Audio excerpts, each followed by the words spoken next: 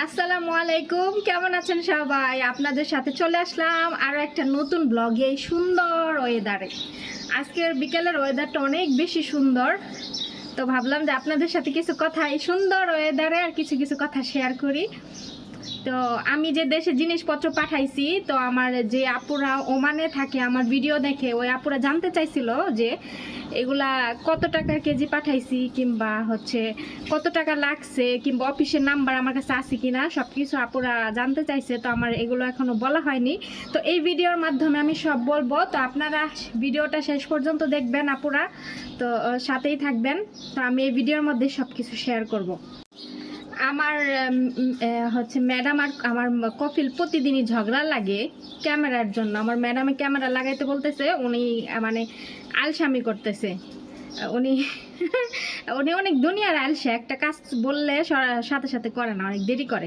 তো যাই হোক, ফাইনালি আজকে বাসায় আমি ঘুম থেকে উঠে দেখি যে বাংলাদেশি লোক নিয়ে আসছে। কোথায় কোথায় কোথায় ক্যামেরা সেটিং করবে সেগুলো দেখাইতেছে। যে এই যে সোজা যে লাইনটা দেখতেছেন, এই বিল্ডিংয়ের এই মাঝখানে একটা লাগাবে, তারপর আমি যে কাপড় ধুই ওই মেশিনের ওইখানে একটা লাগাবে, রান্নাঘরে একটা লাগাবে, আর বাসার যে মাঝখানে যে সোজা লম্বা একটা স্পেস আছে হাঁটাচলা করে ওইখানে ওই সোজাসুজি একটা লাগাবে, আর হচ্ছে ড্রয়িং রুমে একটা লাগাবে, আর বাসার সামনে হচ্ছে একটা লাগাবে।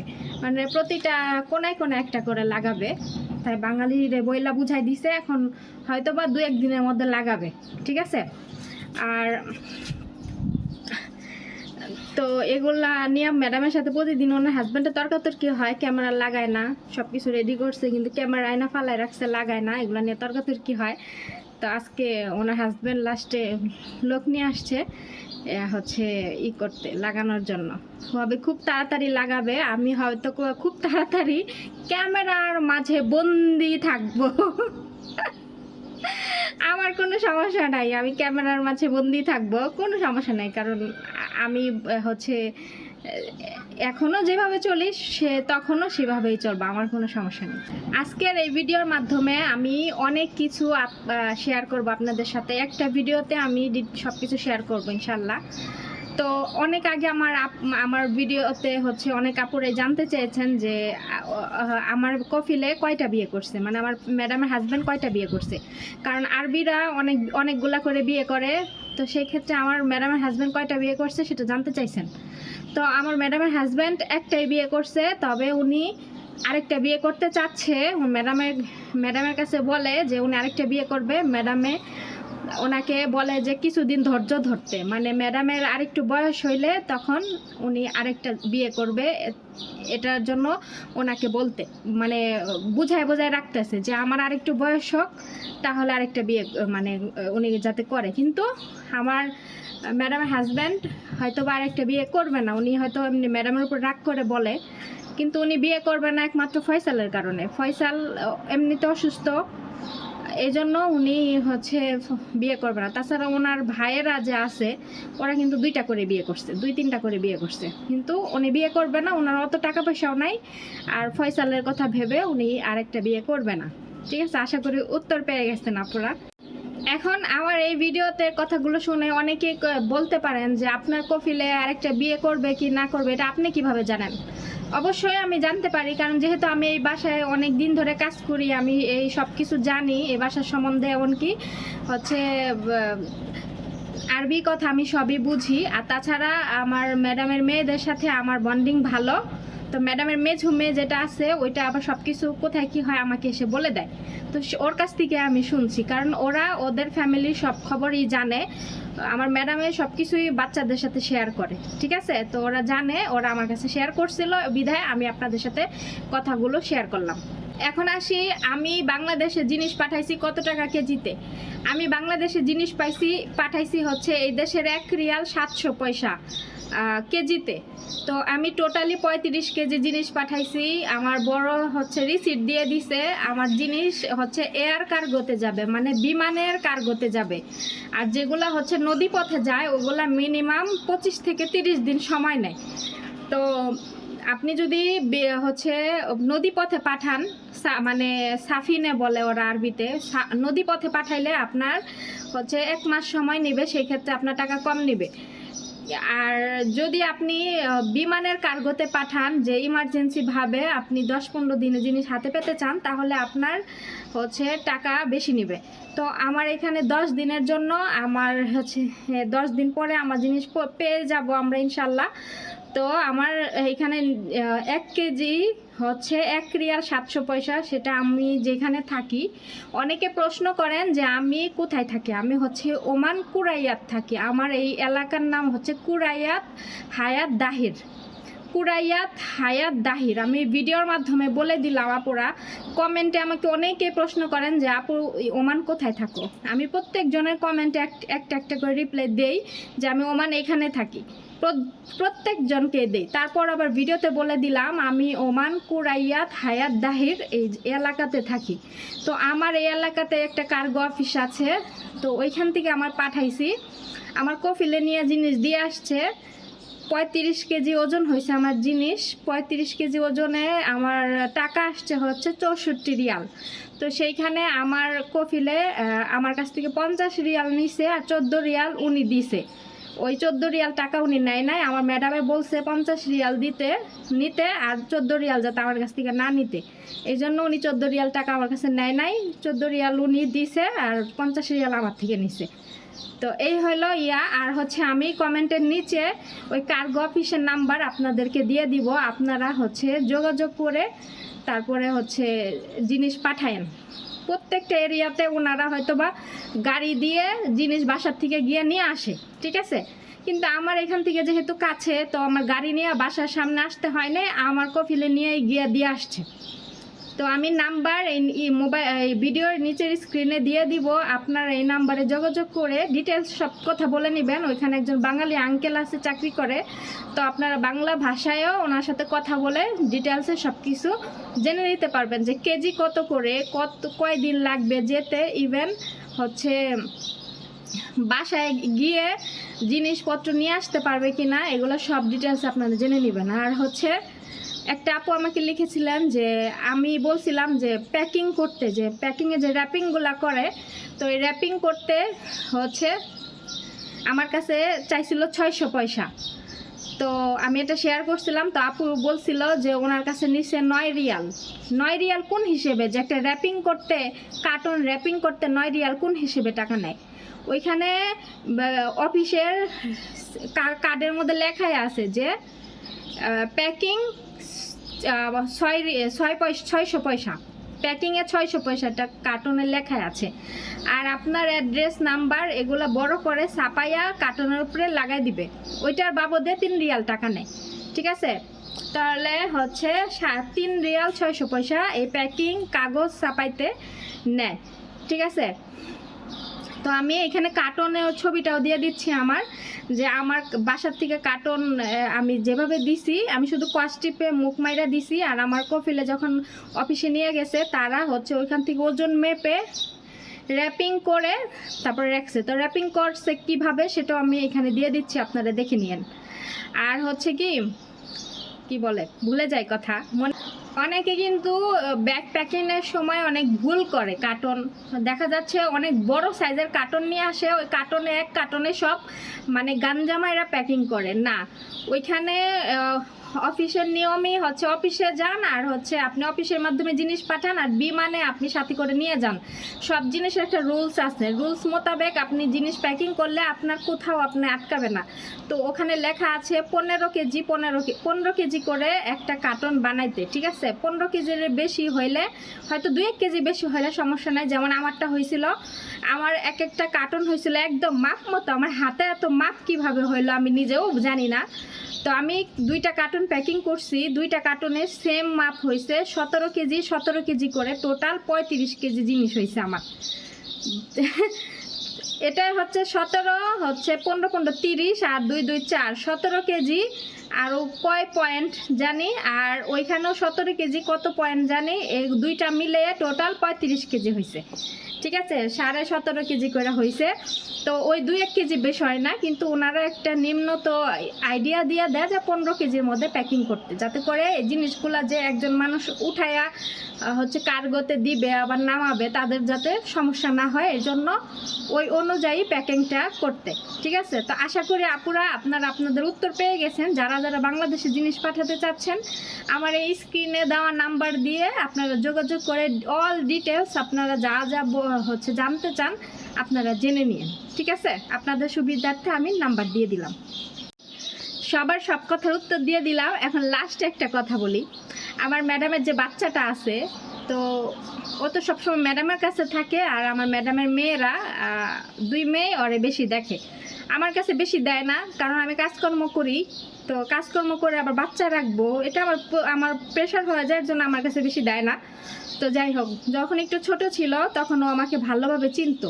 ঠিক আছে, তখন আমি কোলে নিয়ে যদি একটু কথা বলতাম, তখন একটু বেশি বেশি কোলে নিতাম। যেমন আমার ম্যাডাম খাওয়া দাওয়া করলে, নামাজ পড়লে, তারপর গোসল করলে, সকালে নাস্তা করলে সবসময় আমার কাছে দিত। ঠিক আছে, আমি রাখতাম। তো সেই ক্ষেত্রে ছোটোবেলায় আমাকে একটু ভালো চিনতো। তারপরে আমার কণ্ঠ পাইলে তখন আমি ওর কান্না থামাইতে পারতাম। ঠিক আছে, কিন্তু মা গো মা এখন বড় হয়েছে, এখন আমার হচ্ছে ম্যাডামের সকালে আমার কাছে দিয়ে উনি হচ্ছে গোসল করতে যায় আর খাওয়া নাস্তা করবে। ওরে আমি একটুও রাখতে পারি না, মানে এত কান্না করে। ও কান্না করে সিস্টেম কেমন জানেন? ছোট বাচ্চারা যখন কান্না করে তখন কিন্তু আগের থেকে খুন খুন করে। ঠিক আছে, খুন খুন করে তারপরে কিন্তু কান্না করে, কিন্তু ওর কান্না সিস্টেম অন্যরকম। ও কি করে, চুপ করে রইছে, চুপ করে শুয়ে রইছে, তারপরে হুট করে এমন জোরে একটা চিল্লানি মাইরা কান্না করব, মনে করেন যে কেউ ওর পাশে যদি বসে থাকে ভয় পেয়ে যাব। কারণ ওই সময় কি ওটা কিন্তু ভয়ের বিষয়, যে এতক্ষণ চুপ ছিল, হুট করে এমন করে চিল্লানি দিছে, না জানি ওরে কেরা কি করছে এর জন্য।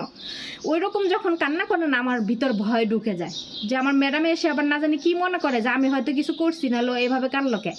কিন্তু ম্যাডামে কিছু মনে করে না, কারণ আমার ম্যাডামে জানে যে ওর কান্নার সিস্টেমে এরকম, ও চুপ করে থাকে, হুট করে এমন জোরে চিল্লানি মাইরা কান দেয়, মনে করেন যে এরকম আমার ম্যাডামে জানে। তো যাই হোক, এই 2 দিন ধরে ও আমার কাছে ম্যাডামের রাইখা গোসল করে, তারপরে হচ্ছে নাস্তা করে। ওরা আমি রাখতেই পারি না, এত কিছু বলি, এত কথা বলি, হাঁটাহাঁটি করি, তারপরেও ওরে আমি, আমার কাছে কান্না থামে না। পরে আমার ম্যাডামে অর্ধেক গোসল কইরা তারপরে জামা কাপড় পিন্দা বাইরে ওরে নেয়। ম্যাডামের কোলে গেলে ঠান্ডা হয়ে যায়, কারণ তার বাচ্চা সে সব সময় রাখে। আর ছোট বাচ্চারা ছোট থেকে যারে বেশি দেখবো তারই কিন্তু চিনবো। তো সেক্ষেত্রে আমাকে অনেক দিন ধরে আমি কোলে বেশি নেওয়া হয় না, এর জন্য আমাকে ভুলে গেছে, চিনে না। তো এখন মনে করেন দুপুরে খাওয়া দাওয়া করলেও ওই চেয়ার আছে, চেয়ারে বসায় রাইখা সামনে তারা খাওয়া দাওয়া করে, আমাকে দেয় না। তো আবার শুক্র শনি যখন 2 দিন ওনার মেয়েরা বাসায় থাকে, তখনও আমাকে দেয় না, তখন ওনার মেয়েরা রাখে, কারণ ওদেরকে চিনে, সবসময় ওরা পাশে থাকে, ওদেরকে চিনে, তো ওদের কাছেই থাকে। আমাকে ভুলে গেছে, কারণ আমি বেশি আমার কোলে নেওয়া হয় না। দেখা যাচ্ছে ওরা যদি সপ্তাহে 3 দিন বাসায় থাকে, ওই 3 দিন আমার কোলে নেওয়া হয় না, ওরে আমাকে দেয় না। ওনার মেয়েরা উনি রাখে, তো সেক্ষেত্রে ওরা আমাকে ভুলে গেছে। তো আজকে আমার কফিলে ম্যাডামকে বলছি কি, যে ওই যে এইভাবে কান্না করে, ম্যাডামের আর কিছুদিন পরে স্কুল খোলা, ডিউটিতে যাবে, তাহলে একটা মহিলার কাছে যে ওরা রাইখা ডিউটি করবে, ওই মহিলাও তো তাহলে ওরা রাখতে পারবে না, কারণ অচেনা কোনো মানুষের কোলেও থাকবে না। আমি এই বাড়িতে উপস্থিত, আমাকে যা টুকটাক দেখে আমার কাছেই থাকে না, আর ও একটা মহিলা, নতুন মানুষ, তার কণ্ঠ অন্যরকম, সেই মহিলার কাছে কিভাবে থাকবে, কিভাবে ওই মহিলা রাখবে? তখন আমার ম্যাডামে ওনার হাজব্যান্ডকে বলছে যে উনি সকাল থেকে দুপুর 11:30 পর্যন্ত উনি ডিউটি করবে, তারপরে উনি চলে আসবে ছুটি নিয়ে। এতে করে ওনার স্যালারি কম দেওয়া হবে অফিস স্কুল থেকে হয়তো, কিন্তু তবুও উনি বাচ্চার জন্য এই স্যাক্রিফাইসটা করবে। তো যাই হোক, ওনাদের বাচ্চা, ওনাদের সিস্টেম, ওনারা যেভাবে করে সেইভাবেই ঠিক আছে। আমি এগুলো নিয়ে কোনো কথা বলি না আমার আর বলার দরকারও নাই, কারণ একবার যেহেতু বলছিলাম, বইলা বিপদে পড়ছিলাম, আর এখন আর বলতে চাই না। আর একটা কমেন্টের উত্তর দেওয়া বাকি, সেটা মনে পড়লো এখন দেই। তো আমি ওই দিন আমি মুড়ি চানাচুর আর সরিষার তেল কিনে নিয়ে আসছিলাম দোকান থেকে, আমি মুড়ি মাখায় খাবো দেখে। তো একটা আপু আমাকে কমেন্ট করছে যে আমি যেন ওদেরকেও মুড়ি দেই, ঠিক আছে। তো আমি কমেন্টের উত্তরটা রিপ্লাই এত কিছু বলা সম্ভব না, আমি এখানে দিচ্ছি যে শুনেন আপু, ওরা ছোটোবেলা থেকে যা খায় মানুষ হয়েছে, ওদের পেটে ওই জিনিসই সয়, অন্য কোনো জিনিস ওদের পেটে সয় না। আমি মুড়ি চানাচুর মাখাইলাম, মাখানোর পরে যদি দেই, ওরা নাও খাইতে পারে।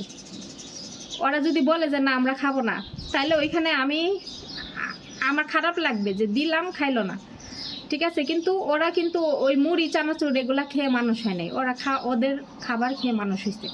তো সেই ক্ষেত্রে আমাদের বাংলাদেশি খাবার ওদের পেটে নাও সইতে পারে। যেমন ধরেন আমি ওদের জন্য ডিম, কালো মরিচের গুঁড়া মানে ব্ল্যাক পেপার আর লবণ দিয়ে শুধু ওদের জন্য ডিম ভাজি, আর আমি আমার জন্য ডিম ভাজি পেঁয়াজ কাঁচামরিচ দিয়ে।